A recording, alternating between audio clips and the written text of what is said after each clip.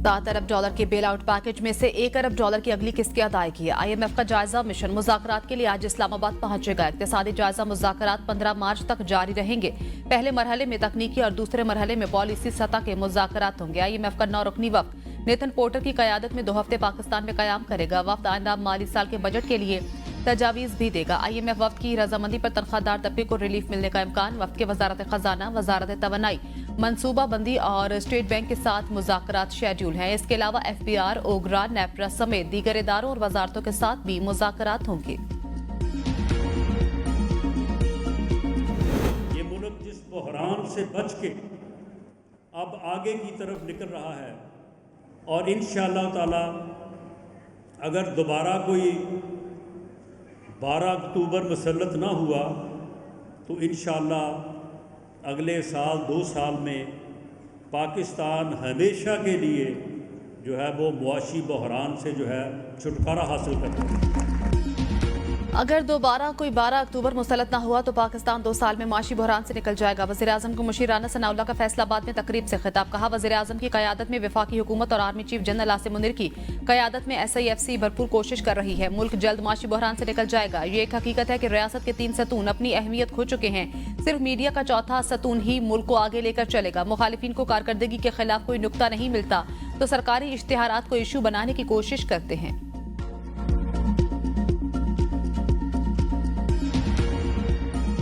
कीमतों पर कंट्रोल के हवाले से कोताही बर्दाश्त नहीं की जाएगी। वफाकी और सूबाई हुकूमतें सस्ते दामों और शैख़-ओ-नोश की फराहमी यकीनी बनाएं। वज़ीर-ए-आज़म शहबाज शरीफ की ज़ेर सदारत चीनी की कीमतों के कंट्रोल के हवाले से इजलास। कहते हैं अवाम को शैख़-ओ-नोश में रिलीफ अव्वलीन तरजीह है। स्मगलिंग पर सख्त कार्रवाई की वजह से चीनी की स्मगलिंग के खात्मे में मदद मिली। वज़ीर-ए-आज़म की चीनी की कीमतों पर कंट्रोल के हवाले से सख्त इक़दाम उठाने और ज़ख़ीरा अंदोज़ी में मुलव्विस अनासिर के खिलाफ सख्त कार्रवाई करने की हिदायत।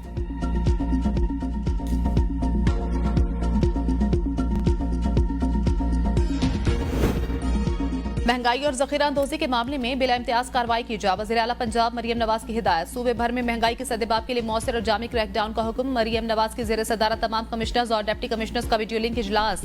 वज़ीर आला ने अशया-ए-खुरनोश की तलब और रसद के अमूर की मॉनिटरिंग और ज़ख़ीरा अंदोज़ी रोकने के लिए कार्रवाई की हिदायत करते हुए निर्ख के बारे में रोजाना जामी रिपोर्ट तलब कर ली। कहा, पूरी दुनिया में रमजान के दौरान अशिया के निर्ख कम किए जाते हैं। हमें भी रज़ाकाराना तौर पर निर्ख कम करने चाहिए। सहूलत बाजारों में मार्केट से कम निर्ख पर मयारी अशिया की फराहमी यकीनी बनाई जाए। डैशबोर्ड पर रोजाना बार बार अशिया-ए-खुरनोश के निर्ख खुद चेक कर रही हूँ। गिरा फरोशी के खिलाफ मुहिम में किसी सतह पर कोताही बर्दाश्त नहीं की जाएगी।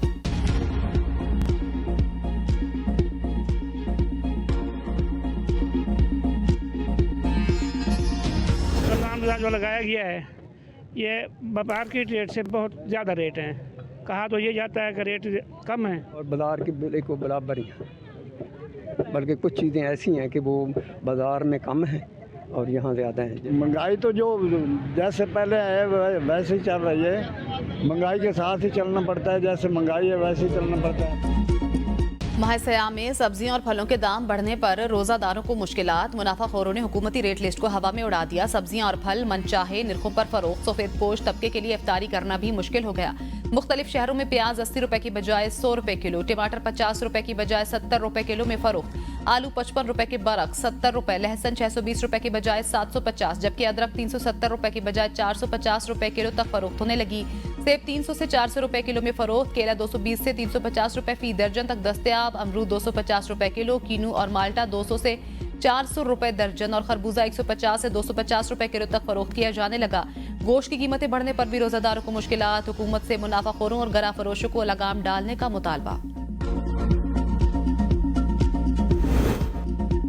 पहले इफ्तार पर हुकूमत के दावे धरे के धरे रह गए। जुड़वा शहरों रावलपिंडी, इस्लामाबाद समेत कराची, हैदराबाद, मियांवाली, चकवाल और दीगर शहरों में गैस की लोड शेडिंग, सप्लाई मुअत्तल। इफ्तार और सहरी के वक्त मुतादिद इलाकों में गैस गायब होने से शहरियों को शदीद मुश्किलात का सामना। सुई गैस कंपनियों ने सहर इफ्तार में गैस की फराहमी यकीनी बनाने का ऐलान किया था। शहरियों ने गैस प्रेशर में बेहतरी और रमजान शेड्यूल पर नजरसानी का मुतालबा किया है। वज़ीर आला सिंध के मुआविन खुसूसी वकार मेहदी का इजहार बरहमी। कहा है, सुई सौदरन गैस कंपनी अपना किबला दुरुस्त करे।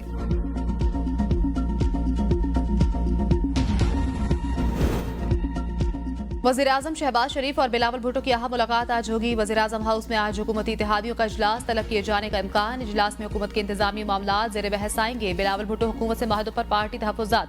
वज़ीर-ए-आज़म के सामने रखेंगे। पंजाब में तरक्याती फंड्स की अदम फराहमी समेत अहम मामला ज़ेर बहस आएंगे।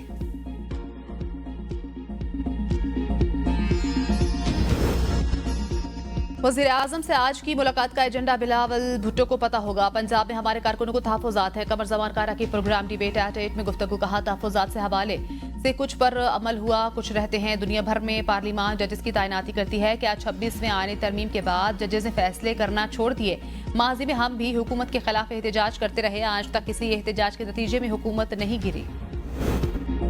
एमक्यूएम और पीएसपी का मिलना गैर मामूली फैसला था, तलखियां वक्त के साथ कम होंगी। खालिद मकबूल सिद्दीकी कहते हैं, मुस्तफा कमाल को वजीर बनाए जाने के बारे में पेशगी इत्तला नहीं दी गई। पार्टी में कुछ लोगों का गवर्नर सिंध को पसंद करना या ना करना फितरी है। राब्ता कमेटी को बहाल करने के मामले को जल्द हल कर लेंगे। 22 नशिस्तों के साथ हम मुस्लिम लीग नून की काबीना में सबसे बड़े इत्तेहादी हैं। हमारी विफाकी काबीना में नुमाइंदगी ज्यादा होनी चाहिए थी। मेयर कराची ये नहीं कह सकते कि मेरे पास इख्तियारात नहीं है। मेयर को इख्तियारात देने वाले उन्हीं के वज़ीर आला सिंध हैं। पीपल्स पार्टी सिर्फ अपने इलाकों में काम करती है। एमक्यूएम एक ही है। एमक्यूएम लंदन नाम की कोई चीज नहीं है।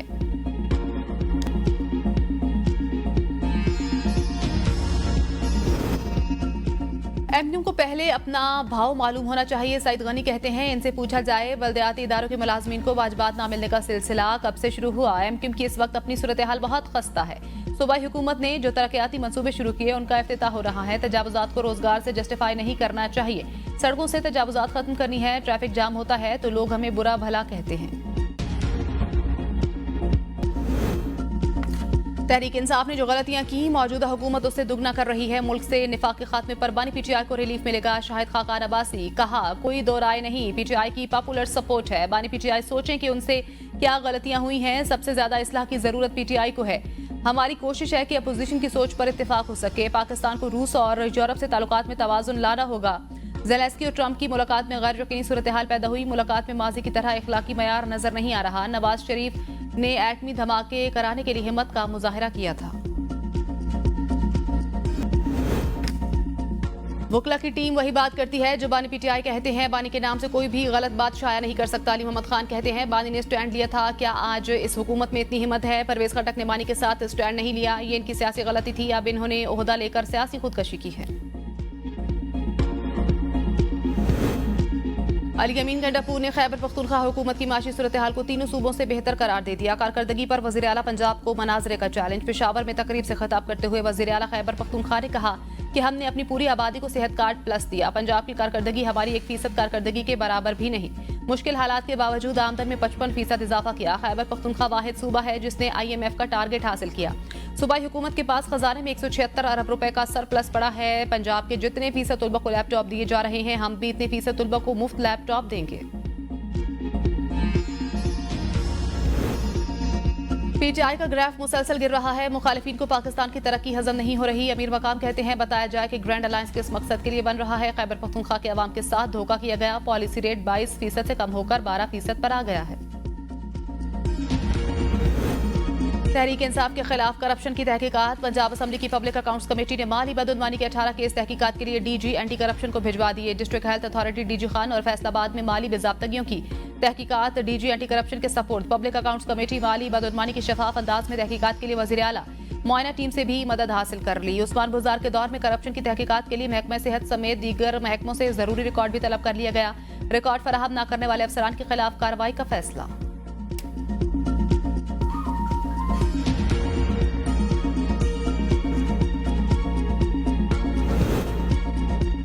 जितनी शाहराहें बंद कर देते हैं, सड़कें खुलवाने में नाहिली दिखाने वाले DCs को हटाया जाएगा। वज़ीर आला बलोचिस्तान सरफराज बुगटी कहते हैं, कौमी शाहराहों की बंदिश से राशन की तकसीम में मुश्किलात हैं। अरकान असम्बली को राशन नहीं दिया, वो सिर्फ निगरानी कर रहे हैं। रमजान फूड पैकेज के तहत सूबे में 2.5 लाख मुस्तहिक खानदानों में राशन तकसीम किए जाएंगे। दफा 144 हमें इजाजत देती है कि ताकत का इस्तेमाल करें। सड़कें बंद करना किसी भी तरह मुनसिफाना नहीं, किसी को गायब करके प्रेशर हुकूमत पर डाला जाता है। हुकूमत सब्र और तहम्मुल से काम ले रही है। एहतजाज करने वाले अफराद अपने साथ खवातीन और चीरखार बच्चों को साथ लाते हैं।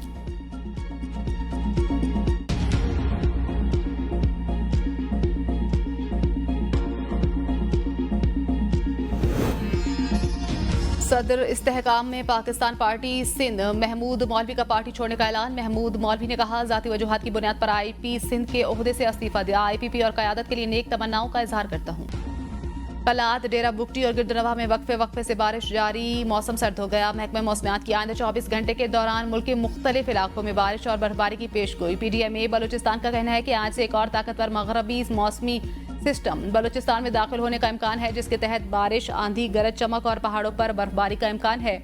बर्फबारी, तूफान और सैलाब के दौरान मुसाफिरों और सयाहों को गैर जरूरी सफर से गुरेज की हिदायत। बालाई खैबर पख्तूनख्वा और गिलगित बल्तिस्तान में मतला जुज़वी अबर आलूद रहने और चंद मकामात पर हल्की बारिश, जबकि पहाड़ों पर बर्फबारी की तवक्को।